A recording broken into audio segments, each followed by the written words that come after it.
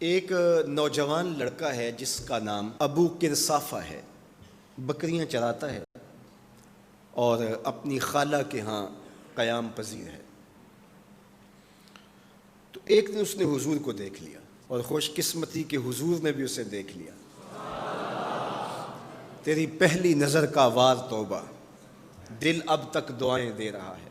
تو اب اس کو سب بکریاں بھول گئیں، وہ بکریاں لاتا ہے اور چراگاہ میں چھوڑتا ہے اور آ کے حضور کی مجلس میں بیٹھ جاتا ہے۔ ایک دن خالہ کو پتہ چل گیا کہ یہ تو سارا دن وہاں بیٹھا رہتا ہے، تو اس نے سختی سے منع کر دیا کہ تم وہاں نہیں جاؤ گے۔ اب ایک دن تو کاٹا، 2 دن کاٹے، لیکن برداشت نہیں ہوتا۔ آ کے اپنی ماں کو اور خالہ کو بٹھا کے ابو قرصافہ کہنے لگے، نوجوان لڑکا ہے، کہ میں تمہاری بات مان لیتا ہوں، نہیں جاؤں گا، لیکن ایک بات تم میری مان لو۔ انہوں نے کہا کیا؟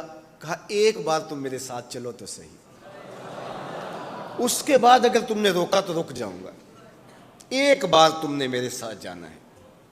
انہوں نے کہا ٹھیک ہے، ہم چلے جاتے ہیں۔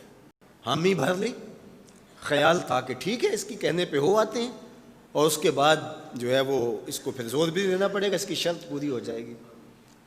اب ابو قرصافہ اپنی ماں کو، اپنی خالہ کو لے کر حضور کی دہلیز پہ پہنچا۔ کچھ دیر بیٹھے اور واپس چلے تو اسے بے چینی تھی کہ اب یہ کیا بولتے ہیں، چونکہ اس کا مستقبل بھی اس پہ لگا ہوا تھا۔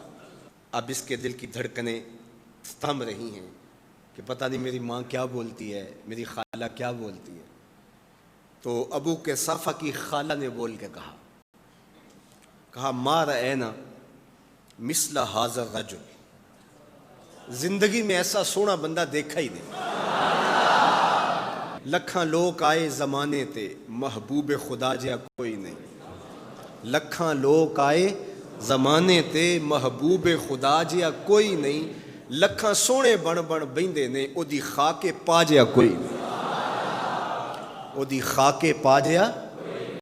اور اعظم چشتی مرحوم ساری زندگی حیرت میں گزار دیتے ہیں اور لکھتے ہیں کہ سمجھا نہیں ہنوز میرا عشق بے ثبات، سمجھا نہیں ہنوز میرا عشق بے ثبات، تو کائنات حسن ہے یا حسن کائنات، تو کائنات حسن ہے یا حسن کائنات۔ احسن وجہن، ابو قرصافہ کتنا سونا چہرہ تھا، کتنا سونا چہرہ تھا۔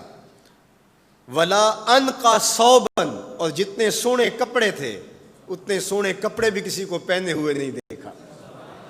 اور تیسری بات فرمایا ولا الین کلامن، جتنی میٹھی باتیں کرتا تھا، شہد ٹپکتا تھا اس کے لہجے سے۔ اللہ اکبر، اس کے لہجے سے شہد ٹپکتا تھا۔ تینو سینے دی میں ٹھنڈ آکھاں، شہد گلاب تے کھنڈ آکھاں، تینو نبیاں دا میں لاڑا آکھاں، تیرے ہجر دے وچ میں ہاڑا آکھاں۔